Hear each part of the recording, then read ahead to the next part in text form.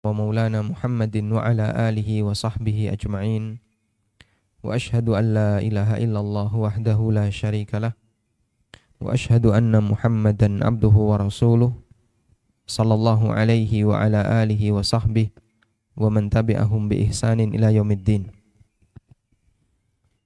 Alhamdulillah, puji syukur kita haturkan kehadirat Allah Subhanahu wa taala. Di kesempatan pagi hari ini kembali kita melanjutkan kajian rutin dengan membaca buku fikih bermadhab. Dan insya Allah yang akan kita pelajari adalah di mulai halaman 14 ya.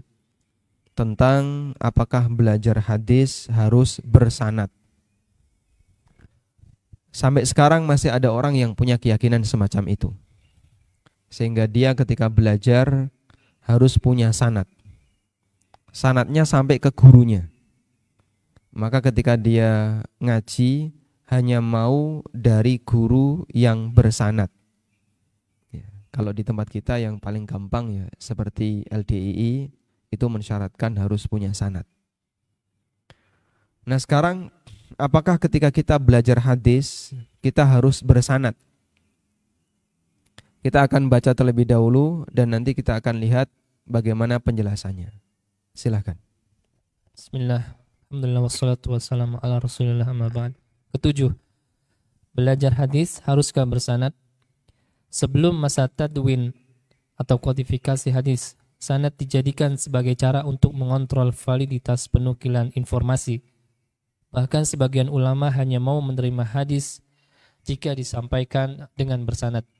Muhammad bin Sirin, seorang ulama tabi'in mengatakan, "Inna hadzal ilma dinun fanzuru amman ta'khuduna dinakum." Ilmu itu agama, jadi perhatikanlah dari mana kalian mengambil agama kalian. Hadis riwayat Muslim nomor 26. Baik, ini berlaku, kaidah ini berlaku sebelum kodifikasi hadis. Sehingga orang menyampaikan hadis itu dari lisan ke lisan, ketok tular dari lisan ke lisan. Maka ada sebagian ulama yang dia punya standar.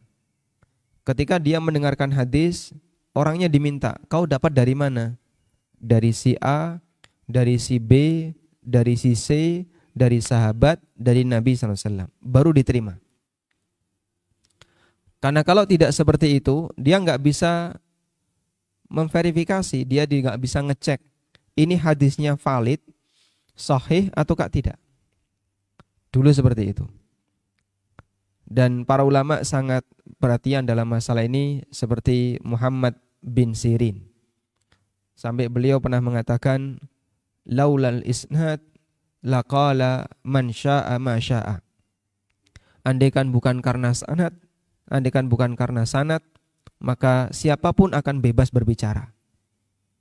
Karena kalau dengan sanad, dia akan lebih mempertanggungjawabkan. Kau dapat ini dari mana? Dari A. Lalu A dari mana? A dari B. B dari mana? Dari sahabat Abu Hurairah. Sahabat Abu Hurairah dari Nabi SAW. Nah itu nyambung. Tapi kalau dia waton menyampaikan, tidak bisa membawakan asal-usul berita itu, laqala man syaa ma syaa.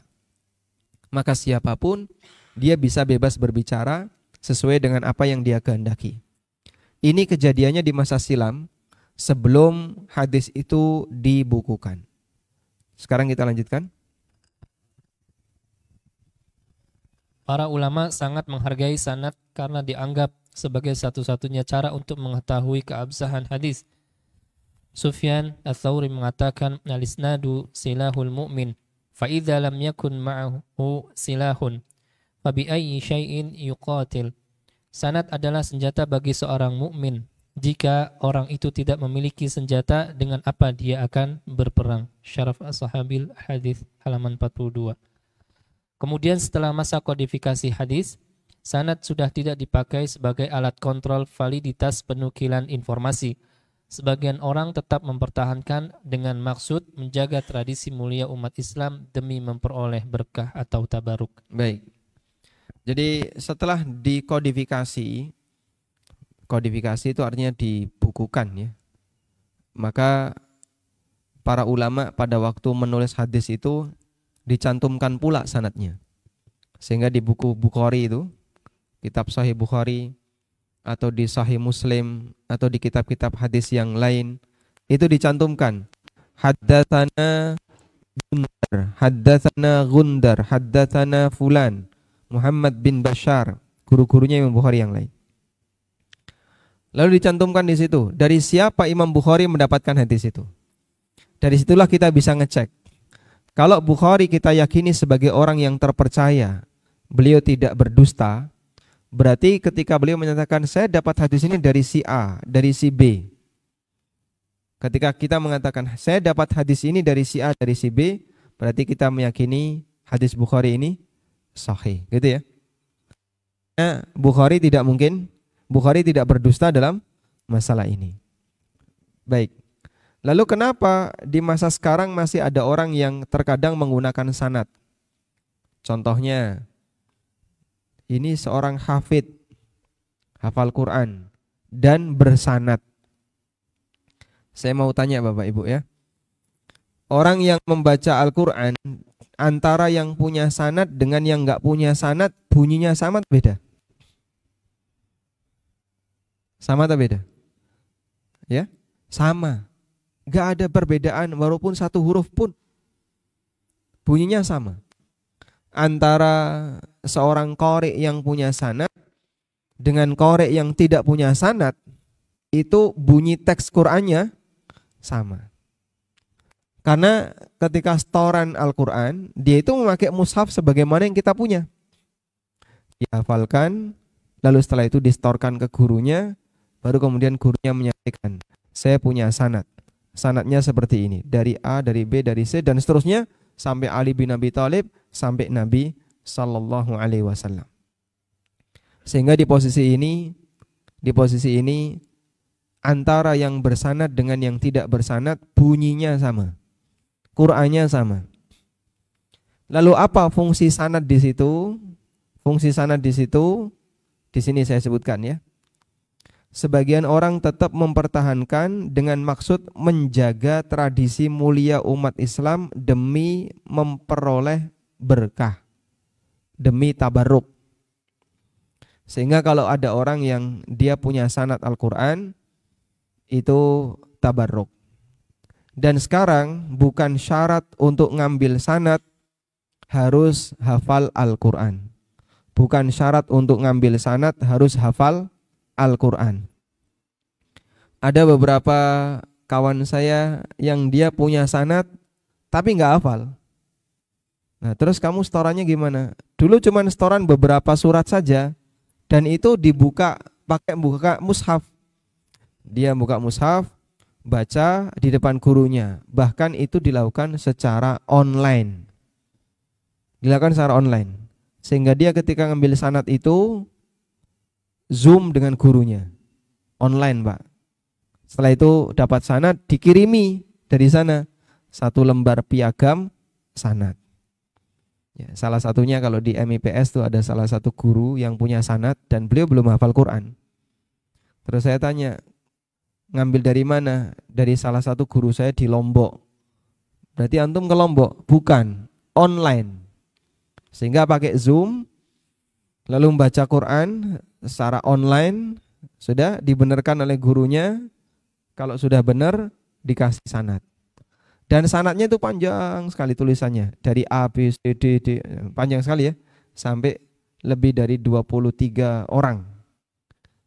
Dan itu ditulis dalam satu piagam. Inilah sanadnya. Artinya punya itu dan enggak punya itu sebenarnya sama saja. Tidak ada pengaruh sedikit pun di posisi teks Al-Quran yang dia baca.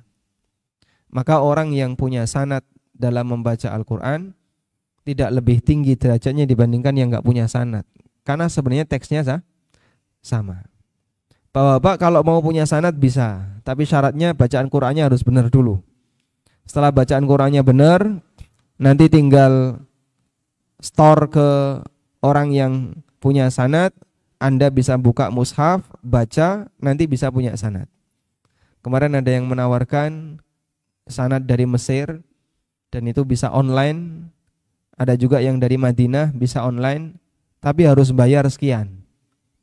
Harus bayar sekian juta, Nah itu nanti akan dikasih sanad berupa piagam begitu ya.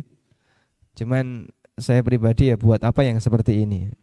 Karena tidak ada bedanya antara yang punya sanad dengan yang tidak punya sanad. Artinya secara teks yang kita baca sama. Baik. Namun kita tetap menghargai usaha mereka dalam mencari sanad, dan salah satu di antara latar belakangnya adalah mimba bit tabarruk, dalam rangka untuk ngalap berkah. Keterangan itu disampaikan oleh Ibnu Jama'ah. Coba kita lihat keterangan Ibnu Jama'ah. Ibnu Jama'ah seorang ulama yang hidup pada tahun 639 sampai 733 Hijriah menegaskan bahwa pada masa beliau sanad sudah tidak lagi dianggap sebagai alat kontrol keabsahan hadis, sehingga tidak berpengaruh terhadap sahih maupun dhaifnya sebuah hadis. Di kitabnya An-Mahal Ar-Rawi, Ibnu Jama'ah menyebutkan, tujuan sanad pada masa kita bukanlah untuk mengontrol validitas riwayat hadis atau untuk memeriksa kesahihannya. Alasannya tidak ada yang membawakan hadis bersanad saat ini, melainkan di sana ada perawi yang tidak kuat hafalannya atau tulisannya tidak terjaga sehingga tidak dijadikan acuan. Akan tetapi mencari sanad pada zaman sekarang bertujuan untuk melestarikan mata rantai sanad yang menjadi ciri khas umat ini sejauh yang kami tahu. Baik. Sehingga tidak ada tujuan dalam rangka untuk ngontrol ya. Seperti misalnya saya membaca Sahih Bukhari dengan bersanad.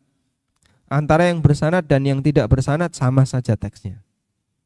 Antara yang bersanad dengan yang tidak bersanad sama. Nah, Islam Jamaah mereka punya sanad.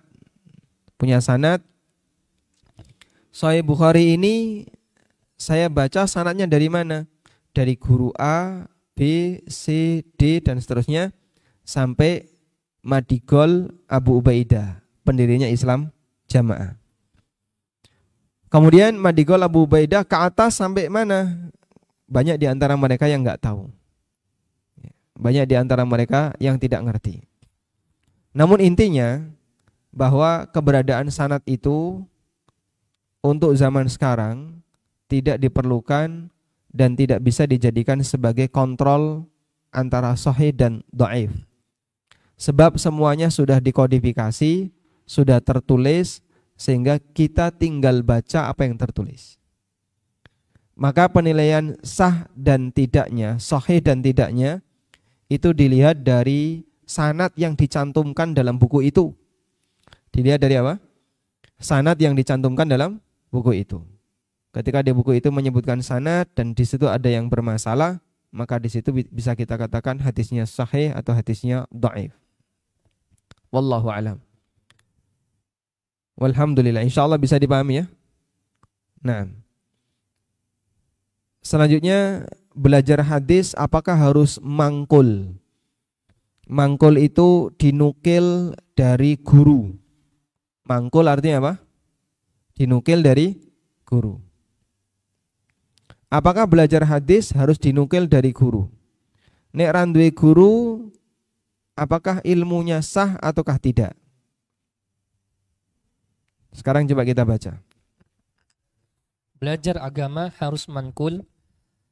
Mankul artinya dinukil atau diambil langsung dari sumbernya secara berhadap-hadapan. Keyakinan bahwa ilmu agama yang sah hanya bisa diperoleh secara mankul sangat bertentangan dengan dalil-dalil di dalam Al-Quran dan hadis. Dalil-dalil di Al-Quran dan hadis menunjukkan bahwa sampainya ilmu kepada seseorang tidak harus dengan cara mankul. Kapanpun ilmu itu sampai kepadanya, selama kebenarannya bisa dipertanggungjawabkan, ilmu itu adalah sah dan harus diamalkan. Baik. Jadi ini penting ya. Saya sampaikan ini karena ada orang yang punya pemahaman tadi. Ilmu itu harus mangkul. Kalau enggak mangkul tidak sah. Kalau enggak mangkul tidak sah. Karena ilmunya tidak sah, maka amalnya tidak sah. Kalau amalnya enggak sah, berarti orang itu tidak pernah beramal. Kalau tidak pernah beramal, maka orang itu keluar dari Islam. Itu runtutannya.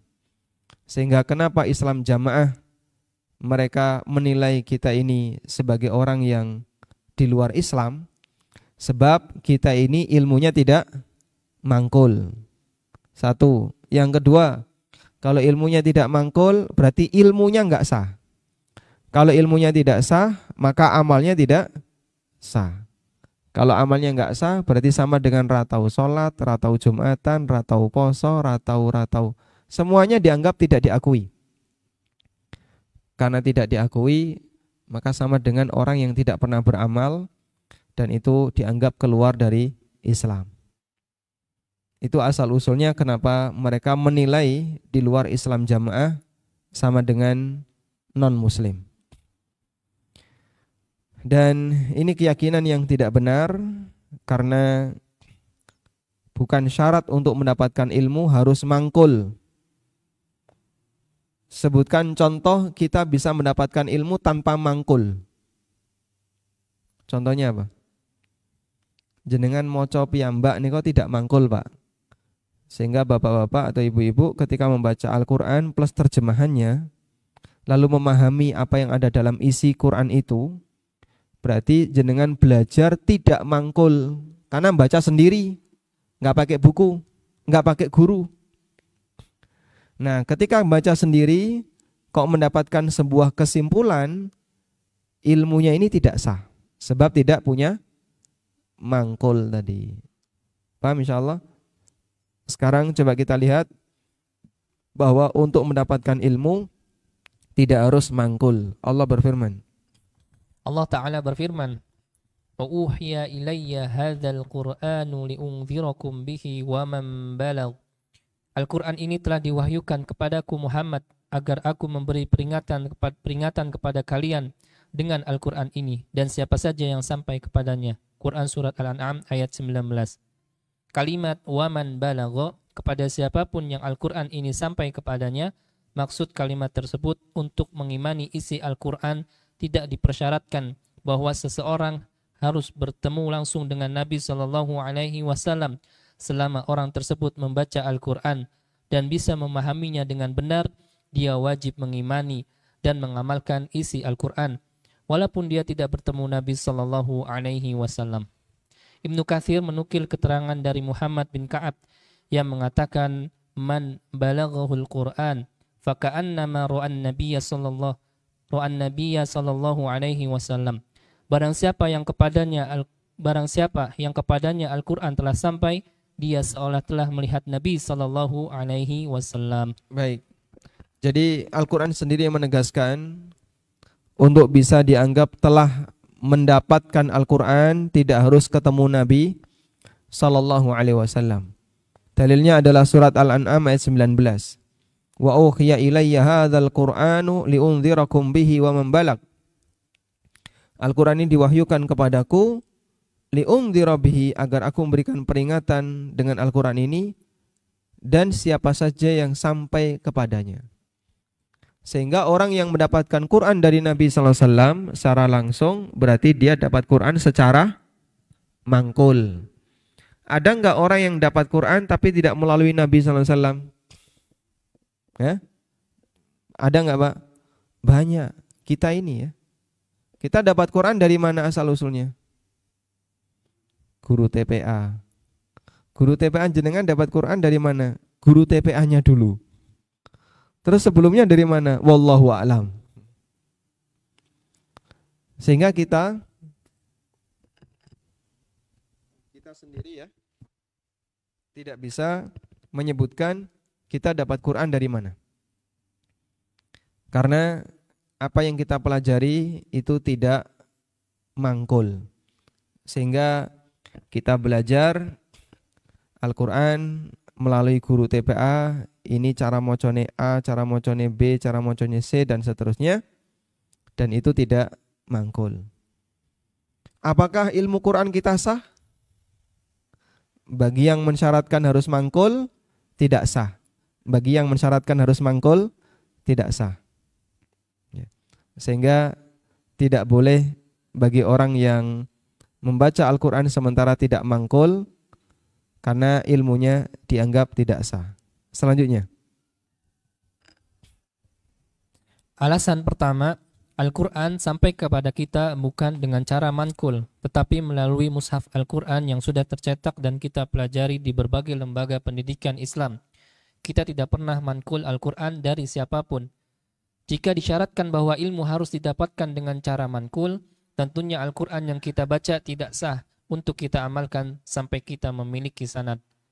Kita bisa bayangkan ketika ada orang Islam yang membaca satu ayat atau hadis dari sebuah tulisan, dan dia bisa memahaminya, kemudian dia enggan mengamalkannya dengan alasan nunggu mankul dulu, betapa banyak perintah dan larangan yang akan dilanggar oleh manusia. Baik, dipahami insyaallah ya. Jenengan buatan wajib poso loh Pak. Loh kenapa? Ilmune duru mangkul. Tapi saya tahu tuh puasa itu wajib. Taunya dari mana? Allah berfirman, kutiba alaikumusiyam. Jenengan dapat itu mangkul enggak? Tidak, berarti enggak wajib bagi jenengan. Akhirnya raposo. Jenengan durung wajib sholat. Loh kenapa? Karena ilmunya jenengan enggak mangkul. Akhirnya gak sholat. Wah gak karuan nanti jadinya. Andai semua itu syaratnya harus mangkul, maka banyak sekali perintah dan larangan yang ditinggalkan oleh manusia. Padahal kita meyakini puasa itu wajib, sholat itu wajib, melalui apa? Ayat Al-Quran yang kita pelajari, kita mengenalnya, kita memahaminya, meskipun ilmu yang kita dapatkan tidak melalui proses mangkul. Alasan yang kedua,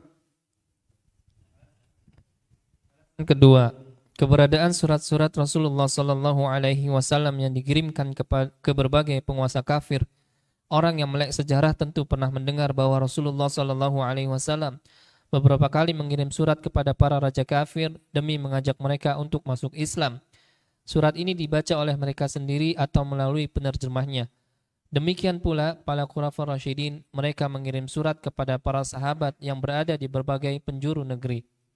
Anas bin Malik radhiyallahu anhu menceritakan anna Nabiyya sallallahu alaihi wasallam kataba ila Kisra wa ila Qaisara wa ila Najashi wa ila kulli jabbarin yad'uuhum ila Allah ta'ala wa laysa bin Najashi alladhi shalla alaihi an-nabiy sallallahu alaihi wasallam, bahwa Nabi sallallahu alaihi wasallam menulis surat kepada Kisra, Kaisar, Najasyi dan kepada seluruh penguasa untuk mengajak mereka kepada Allah, namun bukan Najasyi yang jenazahnya disalati oleh Nabi sallallahu alaihi wasallam. Hadis riwayat Bukhari nomor 7 dan Muslim nomor 4583.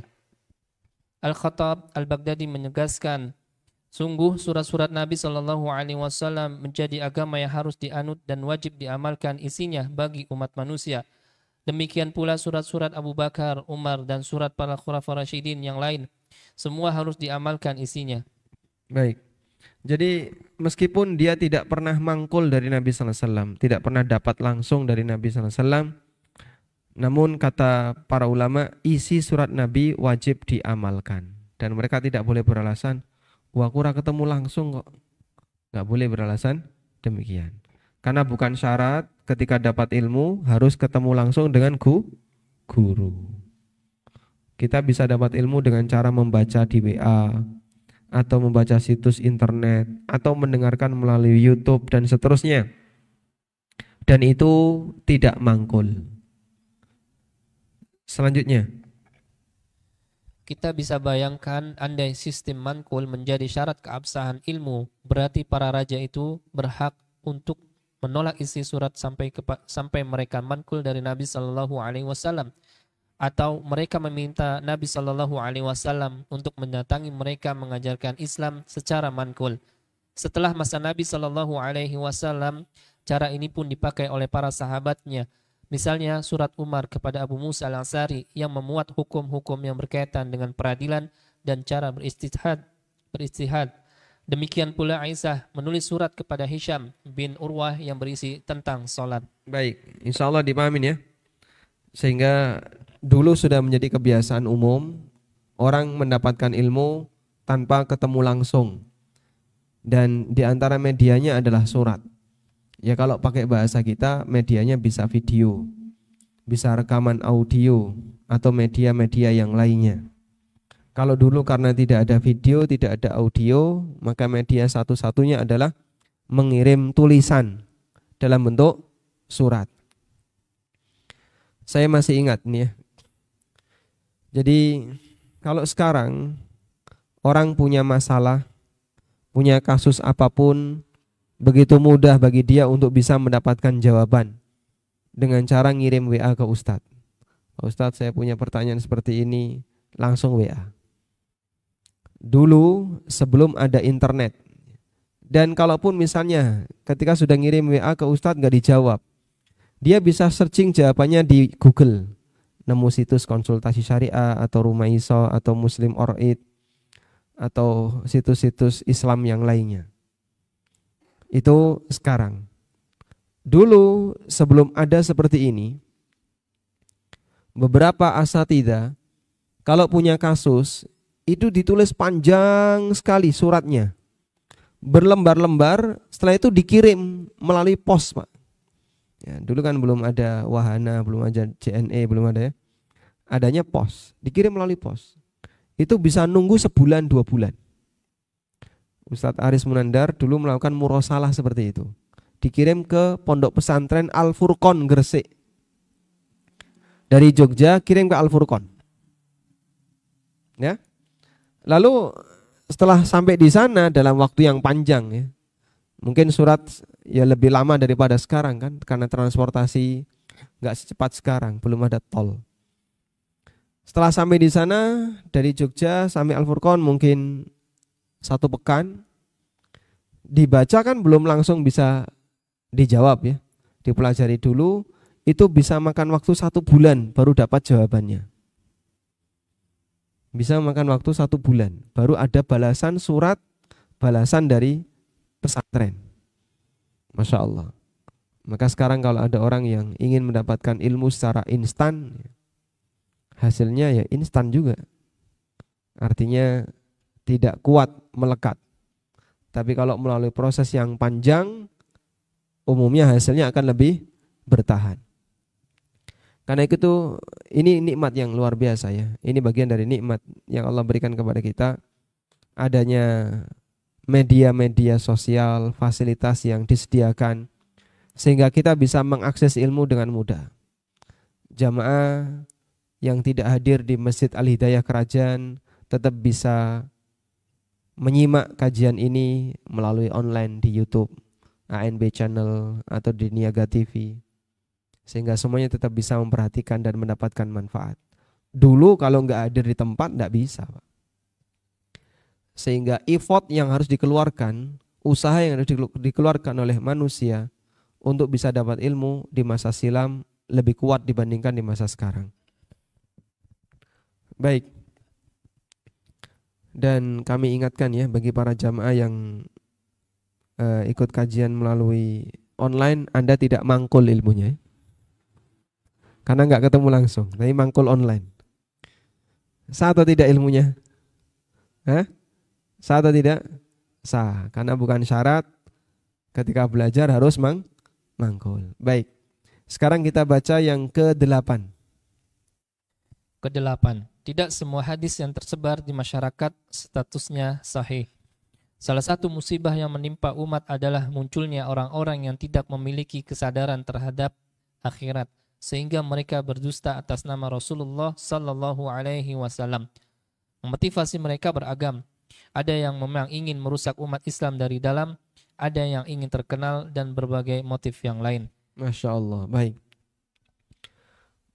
Di antara musibah besar yang menimpa umat ini, munculnya orang yang tidak punya kesadaran terhadap akhirat, sehingga dia itu sembrono, berani melanggar aturan tanpa ada perasaan beban dosa. Banyak sekali Pak seperti itu Pak, di sekitar kita, di masyarakat. Karena itu perlu dihati-hati. Termasuk di antaranya terlalu berani berdusta. Dusta itu kan sekarang jadi hal yang lumrah ya. Ngapusi biasa-biasa aja. Sampai dia disebut sebagai tukang ngapus-hapus ya tetap biasa saja. Enggak merasa malu, enggak merasa berdusta. Di masa silam orang dikasih julukan dia itu tukang ngapusi, munafik. Untuk mengembalikan tingkat kepercayaannya lama itu Pak. Lama sekali. Di masa sekarang ngapusi jadi tradisi. Dan yang namanya hilang kepercayaan itu kan sebenarnya apa? Dihapusi karo senjata. Menjadi senjata. Sekarang ya, pinter ngapusi itu malah jadi senjata. Sehingga prestasi. Baik. Dulu orang kehilangan kepercayaan itu seperti kehilangan dunia seisinya. Saya sedikit cerita. Imam Bukhari orang yang sangat dipercaya ya. Sehingga hadis-hadis beliau menjadi diterima oleh masyarakat. Pernah satu ketika beliau itu naik perahu. Naik perahu mau menyeberangi entah lautan atau apa, yang jelas beliau naik perahu. Ya ada banyak penumpang di situ, ada banyak penumpang, kemudian naik perahu. Nahkodahnya, pemilik perahu yang nyupir, itu tanya kepada masing-masing penumpang, bawa uang berapa? Biar tolong dihati-hati. Imam Bukhari ketika ditanya, Anda bawa uang berapa? Jujur beliau menjawab. Kita kalau bawa uang ya, ditanya kan biasanya ngaku nggak Pak? Nggak ngaku, didelik nih Pak, nggak ngaku kita. Imam Bukhari ketika ditanya, Anda bawa uang berapa? Beliau dengan jujur menjawab, 1.000 dinar. 1.000 dinar Pak. Ya kurang lebih 4 kilogram emas. Banyak ya. Saya bawa uang 1.000 dinar. Nakodanya kaget, Masya Allah. Kaget dia. Dah. Malam harinya semuanya tidur. Masih di atas perahu. Pagi harinya supirnya ini teriak, saya kehilangan uang 1.000 dinar. Ada orang yang ngambil uang saya sebanyak 1.000 dinar. Tolong dicarikan sebelum perahu ini mendarat. Coba Pak, kira-kira gimana? Imam Bukhari langsung membuang 1.000 dinar tadi ke laut. Dibuang uangnya. Akhirnya digeledah satu-satu. Digeledah, ya nggak ketemu. Ada yang bawa 500, ada yang bawa sekian ratus, ada yang bawa sekian, ada yang bawa sekian. Nggak ada yang membawa satu gepok 1.000 dinar, nggak ada. Sudah mendaratlah perahu itu. Si nahkoda ini curiga. Akhirnya dia balik tanya kepada Imam Bukhari, uang kamu kemana yang 1.000 dinar? Tak buang. Tak buang. Duh kenapa? Andaikan tadi waktu kau menuduh kehilangan 1.000 dinar, lalu dipercaya orang, kemudian ternyata itu ada di tasku, dunia seisinya habis bagiku. Masya Allah. Sanggup untuk meninggalkan 4 kilogram emas dalam rangka mempertahankan kepercayaan. Coba di zaman sekarang kan tidak ya. Ngapusi gak apa-apa, yang penting itu duit 10.000, 20.000. Pakai ngapusi. Orang nyembah dunia meskipun dia harus meninggalkan tingkat kepercayaan dirinya itu hilang. Sehingga dia jadi nggak dipercaya orang. Terkenal ngapusi Pak. Hanya untuk memperjuangkan 10.000, 20.000, 30.000. Itu pakai ngapusi. Ini orang Masya Allah meninggalkan 1.000 dinar dalam rangka untuk menjaga kepercayaan. Karena kalau duit ini hilang, masih mungkin kan untuk kembali. Tapi kalau kepercayaan hilang, coba Imam Bukhari maling 1.000 dinar. Pas kan nanti debat dulu ya. Debat dulu. Ketika tertuduh, loh kok ada 1.000 dinar di tasnya Bukhari? Berarti Bukhari yang ngambil uangnya si nahkoda ini, supir kapal ini. Mungkin nanti akan debat dulu. Tapi proses debat itu sudah menurunkan tingkat kepercayaan. Dibuanglah uang itu Pak. Daripada nanti bikin masalah. Masya Allah. Andaikan cerita ini sahih, maka ini menunjukkan bagaimana usaha yang dilakukan oleh para ulama di masa silam untuk menjaga kepercayaan. Maka dulu ada orang yang selama hidupnya nggak pernah bohong, selama hidupnya nggak pernah berdusta. Itu ada Pak. Kita di masa sekarang ada nggak orang yang selama hidupnya hanya berbohong 100 kali? Ya? Berpuluh-puluh kali bahkan ratusan kali. Bahkan banyak yang kita lupakan. Baik. Selanjutnya. Pada sekitar awal abad kedua Hijriah, ada seorang tokoh menyimpang yang bernama Abdul Karim bin Abil Auja. Dia adalah orang sindik yang banyak memalsukan hadis. Sewaktu dia ditangkap dan dijatuhi hukuman mati, dia mengatakan sebelum dipenggal, Allahu laqad wada'at fikum Allahi laqad wada'at fikum Laqad wada'tu fikum arba'ah al-af al-hadith ahramu fiha al-halal wa ahalalul haram. Demi Allah, aku telah membuat 4.000 hadis palsu yang tersebar di tengah kalian. Aku haramkan yang halal dan aku halalkan yang haram. Masya Allah. Ada orang kayak gini, Pak ya? Membuat 4.000 hadis palsu. Wallahi laqad wada'tu fikum 4,000 hadithin uharrimu fiha al-halala wa uhallilu al-harama. Demi Allah, aku telah membuat 4.000 hadis palsu yang tersebar di tengah kalian. Aku haramkan yang halal dan aku halalkan yang haram. Masya Allah. 4.000, Pak, hadis palsu. Dan orang ini tidak tahu. Dia nggak punya rasa takut sama sekali. Sehingga melanggar ancaman besar dari Nabi SAW. Man kadzaba anni muta'ammidan falyatabawwa man kadzaba alayya muta'ammidan falyatabawwa maq'adahu minan nar. Barang siapa yang secara sengaja mendustakan, barang siapa yang secara sengaja berdusta atas namaku, maka siapkan tempatnya di neraka. Sengaja berdusta atas nama Nabi SAW adalah membuat hadis palsu. Selanjutnya. Ketika ada banyak sekte menyimpang dalam Islam, mereka secara sengaja membuat hadis palsu untuk membela pemikirannya, terutama sekte Syiah dan Sufi. Abdullah bin Yazid Al-Mukri, salah satu guru Imam Bukhari, pernah menceritakan bahwa ada ahli bid'ah yang bertobat, lalu ahli bid'ah tersebut mengingatkan, unzuru hadzal hadits amman ta'khudunahu fa inna kunna idza ra'ayna ra'yan ja'alna lahu hadisan. Perhatikanlah dari mana kalian mengambil hadis. Dahulu ketika kami menyampaikan pendapat tertentu, kami mengarang-arang hadis untuk mendukungnya. Masya Allah ya. Punya pemikiran menyimpang apa? Disampaikan di mimbar, terus dikarang hadisnya. Terakhir saya mendapatkan selebaran poster melalui WA dari salah satu jamaah di Mino Martani. Bukan Mino ya, di Ngori. Lalu beliau menyampaikan, poster ini sahih atau tidak? Saya sampaikan, dustanya itu kok jelas sekali, Pak. Dustanya itu jelas sekali.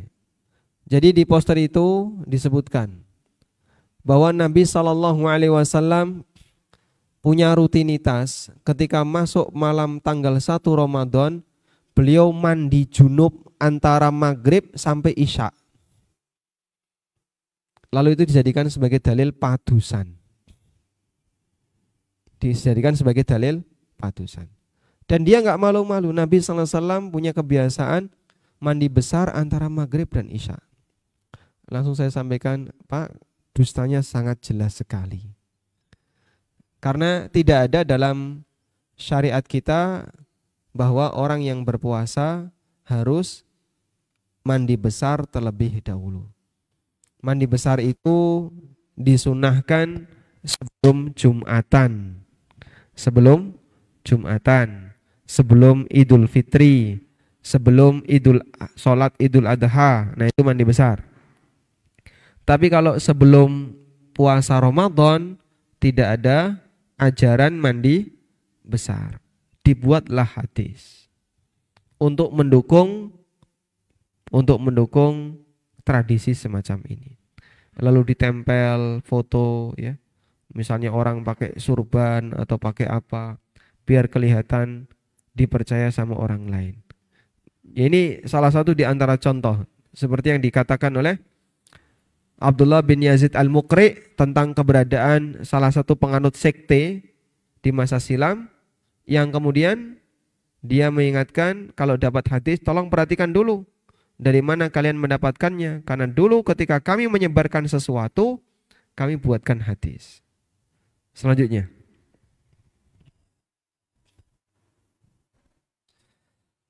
Sekarang masyarakat begitu mudah menyebarkan apapun melalui media sosial, termasuk menyebarkan hadis palsu.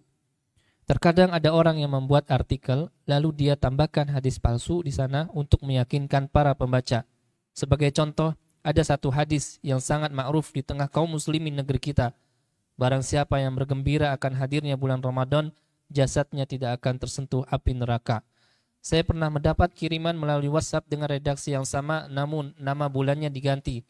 Barang siapa yang bergembira akan hadirnya bulan Rajab, jasadnya tidak akan tersentuh api neraka. Ada juga yang diganti dengan bulan Rabiul Awal. Barang siapa yang bergembira akan hadirnya bulan Rabiul Awal, jasadnya tidak akan tersentuh api neraka. Haula wala quwata illa billah. pernah dapat kayak gini, Pak? Pernah dapat? Nama bulannya itu diganti-ganti, Pak. Pertama, hadis asalnya adalah man fariha bidukhulir Ramadan, siapa yang bergembira dengan datangnya bulan Ramadan, maka dia tidak akan kena api neraka. Itu hadis asalnya. Dan hadis ini sendiri adalah hadis palsu. Hadis ini sendiri hadis palsu. Lalu oleh orang hadis palsu yang masih ada teksnya ini, nama bulannya diganti-ganti. Ketika masuk bulan Sya'ban, ganti Sya'ban. Ketika masuk bulan Rejab, ganti Rejab. Ketika masuk Rabiul Awal, ganti Rabiul Awal. Dan saya berkali-kali mendapatkan nama bulannya diganti-ganti. La haula wala quwata illa billah. Ini berani banget ya orang yang membuat WA seperti ini, teks seperti ini, dan kadang tidak malu-malu dalam kurung HR Bukhari. Dia merasa nggak merasa malu. Dalam kurung HR Bukhari. Tidak mungkin di Sahih Bukhari ada yang seperti ini.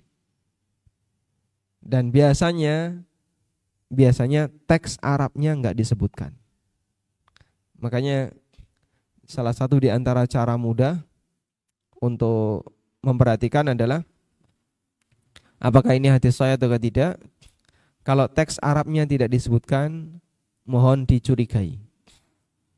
Tanyakan dulu kepada ustadz atau siapa yang kita anggap punya kemampuan di sana, kalimat seperti ini benar atau tidak, hadis sahih atau tidak. Agar ketika kita mau menyebarkan, kita sudah tahu validitasnya. Wallahu a'lam.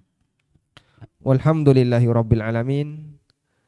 Dan insyaallah di pertemuan berikutnya kita akan baca hukum menyebarkan hadis palsu dan akibatnya.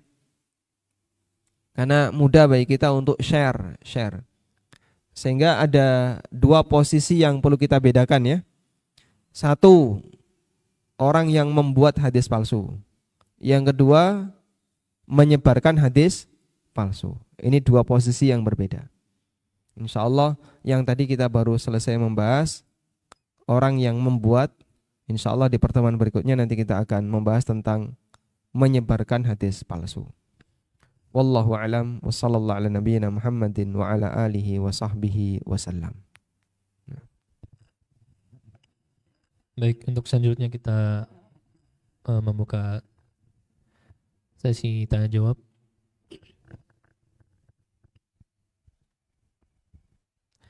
Kita coba angkat pertanyaan dari, silakan. pesan singkat. Assalamualaikum warahmatullahi wabarakatuh. Waalaikumsalam warahmatullahi wabarakatuh. Semoga Ustaz selalu dalam lindungan dan rahmat Allah Ta'ala. Amin walakum bimithlin. Ustaz, bagaimanakah caranya mempelajari hadis bagi orang yang awam dan cara mengetahui bahwa hadisnya itu sahih atau tidak? Jazakallahu khairan. Muqaddimah untuk bisa menilai sebuah hadis sahih atau tidak itu butuh waktu bertahun-tahun ya. Dan mungkin butuh sampai pada tingkat doktor untuk bisa menilai hadis ini sahih atau tidak, dalam arti dia bisa menimbang sebuah teks hadis yang ada dalam buku hadis, kemudian dia teliti perawi-perawinya. Apakah ini termasuk perawi yang diterima atau tidak dan seterusnya. ada banyak sekali mahasiswa Universitas Islam Madinah yang kuliah 4 tahun di Madinah. Kuliah 4 tahun di Madinah jurusan ilmu hadis. Jurusannya ilmu hadis. Kemudian dikasih sebuah teks hadis. Plus sanadnya. Itu belum bisa meneliti. Belum bisa meneliti apakah ini sahih atau tidak. Sehingga lulusan itu ketika pulang, ya mereka belum bisa untuk menilai apakah ini hadisnya sahih atau tidak. Namun saya menemukan jurusan ilmu hadis sampai doktoral, ya, doktor jurusan ilmu hadis, itu bisa meneliti. Sehingga ketika ada teks di Sunan Abi Dawud atau Sunan Ibnu Majah, teksnya seperti ini, beliau bisa meneliti hadis ini perawinya A, B, C, D, masing-masing perawi ini diterima atau tidak, kemudian beritanya nyambung atau tidak, itu bisa meneliti. Maka kami boleh menyimpulkan yang punya kemampuan seperti itu sangat sedikit sekali di kalangan masyarakat kaum muslimin. Karena untuk kuliah doktor di sana kan butuh waktu sampai 12 tahun. S1 4 tahun, S2 3 atau 4 tahun, nanti S3-nya 5 tahun. Nah, itu baru bisa meneliti tadi. Baik. Sehingga saya sendiri awam dalam masalah meneliti apakah hadis itu sahih atau tidak. Sebagaimana kaum muslimin yang lain. Cuman begini, ada beberapa ciri yang mencolok untuk bisa memastikan hadis itu jelas dhaif atau palsu, buatan manusia. Yang pertama, hadis itu secara bahasa aneh. Sehingga misalnya pakai bahasa Arab, tapi kok aneh sekali ketika dibaca, aneh ini. Tidak mungkin ada perkataan Nabi SAW yang teksnya seperti ini, tidak mungkin. Nah, itu salah satu indikator.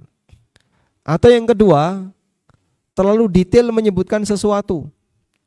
Sehingga ketika menceritakan misalnya pahala sholat duha, siapa yang sholat duha 2 rakaat dapat ini, sholat duha 4 rakaat dapat ini, sholat duha 6 rakaat dapat ini. Di masing-masing jumlah per 2 rakaat itu ada pahalanya sendiri-sendiri. Terlalu detail ini justru malah indikator itu palsu. Nah, minimal kalau kita Pak sebagai masyarakat awam yang nggak ngerti bahasa Arab, acuannya apa? Acuannya adalah kalau tidak ada teks Arabnya tolong dicurigai. Meskipun belum tentu itu hadis palsu ya. Maka tolong ditanyakan dulu kepada ustadz yang punya kemampuan dalam masalah ini. Kalau seperti ini teksnya gimana? Nanti beliau akan bisa menimbang tingkat keanehan makna yang ada di situ.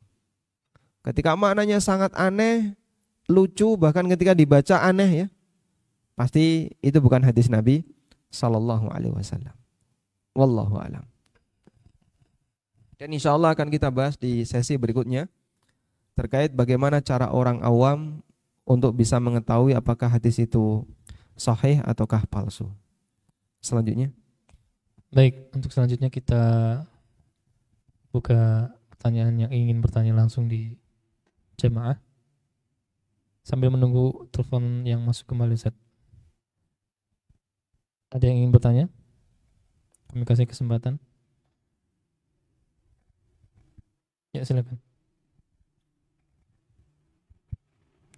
Assalamualaikum. Waalaikumsalam warahmatullahi wabarakatuh. Apa ada referensi website atau yang terpercaya gitu mengenai hadis ini? Jadi misalnya kita dapat hadis, kemudian kita jadi kayak ensiklopedia ya, maksudnya jadi hadis-hadis yang ini sahih, ini dhaif atau misalnya. Jadi kalau misalnya kita dapat hadis, kita bisa cross check ke situ apakah ini ada nggak websitenya, Pak? Itu aja tadi. Assalamualaikum. Website untuk Waalaikumsalam warahmatullahi wabarakatuh. Website untuk verifikasi hadis ya. Kayak kita misalnya ada website untuk verifikasi NIK ya. Ini KTP kamu dimasukin, nah nanti keluar nama, alamatnya di mana dan seterusnya. Kalau itu kan ada ya, disediakan oleh pemerintah. Nah sekarang ada nggak untuk hadis website seperti itu? Jawabannya ada Pak, tapi pakai bahasa Arab. Sehingga kalau Bapak punya keyword bahasa Arabnya, Bapak bisa masukkan di situ, nanti akan disebutkan semua terkait dengan keyword ini, hadis yang punya kaitan dengan keyword ini disebutkan. Dan di situ ada penilaian ulama, misalnya Syalbani, Ahmad Syakir, atau Syu'aib Al-Arnaud, Ibnu Hajar, An-Nawawi. Hadis ini disahihkan oleh Ibnu Hajar, disahihkan oleh An-Nawawi, disahihkan oleh, itu ada. Dan ini sudah jadi software disediakan oleh Durarus Saniyah, dan saya biasanya pakai itu kalau ditanya orang. Sebentar saya cek dulu. Nah, karena saya tidak bisa punya kemampuan meneliti sebagaimana para dokter tadi, maka kata kunci hadis yang ditanyakan ke kami, saya ambil, saya taruh di software itu, ya tinggal klik aja, nanti akan ketahuan. Hadis ini ada di buku apa, perawinya siapa, terus tingkatnya bagaimana, apakah sahih atau dhaif. Untuk sementara ini baru yang berbahasa Arab. Kalau yang bahasa Indonesia, wallahu alam nampaknya belum ada, Pak. Nah. Kita coba angkat pertanyaan dari penelpon. Baik, assalamualaikum, silakan. Dengan siapa di mana? Assalamualaikum warahmatullahi. Waalaikumsalam warahmatullahi. Hamba Allah di Bengkulu, Ustaz. Ya, silakan, Bu.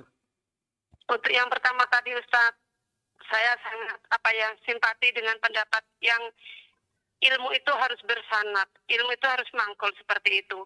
Kita nih alhamdulillah di sini ada komunitas yang memang itu asli orang Jawa, begitu Ustaz di Bengkulu ini datang dan seolah-olah itu sudah pesantren lama. Jadi setiap ada pendatang baru yang insya Allah ilmunya lebih itu tidak diterima. Contoh mampu menjadi imam, beliau itu selalu imami ngalamin. Pokoknya pakai yang seperti itu dan nggak bisa dikritik.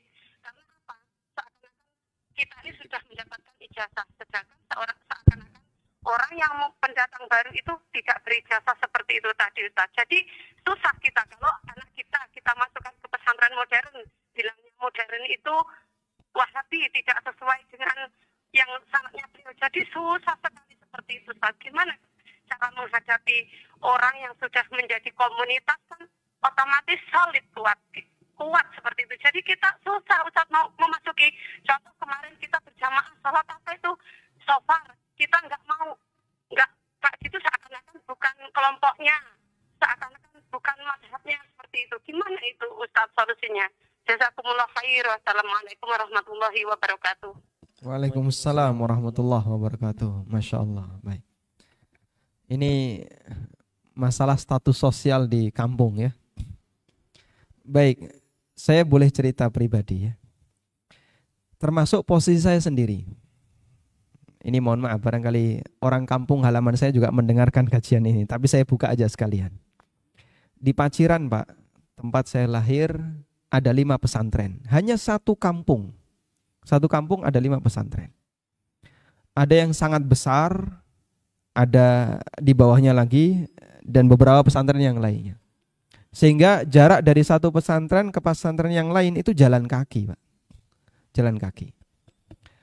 Dan tokoh agama di sana banyak, kiai-kiai di sana juga sangat banyak dengan aneka ragam latar belakang. Ya intinya kembali kepada 2 ormas, NU dan Muhammadiyah. Orang baru di sana tidak bisa masuk. Sehingga meskipun dulu setelah lulus pesantren, kemudian berkali-kali sudah bertahun-tahun ngisi di Masjid Al-Hidayah Kerajaan, kalau pulang nggak pernah Pak disenggol suruh jadi imam, itu tidak pernah. Karena di sana senior itu sangat dihargai. Sehingga imam itu hanya senior semua, khotib senior semua. Dan saya baru diminta untuk jadi khotib belakangan ini, mendekati pandemi ini. Dulu enggak pernah, disenggol itu enggak pernah. Jangankan disuruh jadi khotib, jadi imam saja enggak boleh.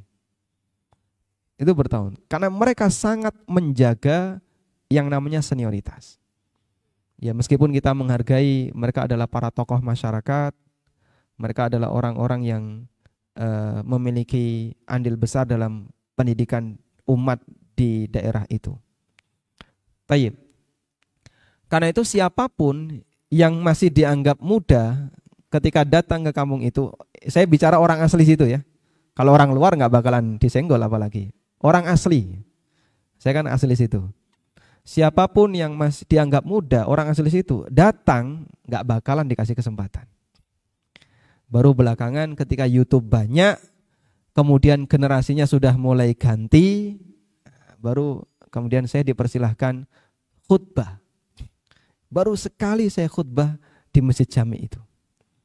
Dan itu pun mendekati pandemi kemarin. Setelah banyak YouTube ya, sehingga orang nonton, jadi kita saling kenal. Sebelumnya nggak pernah disenggol. Maka kalau seperti itu dialami juga Anda yang di daerah Bengkulu atau di daerah yang lain, saya kira ya sama sebagaimana yang ada di daerah-daerah yang lainnya. Baik, namun begini ya, satu, selama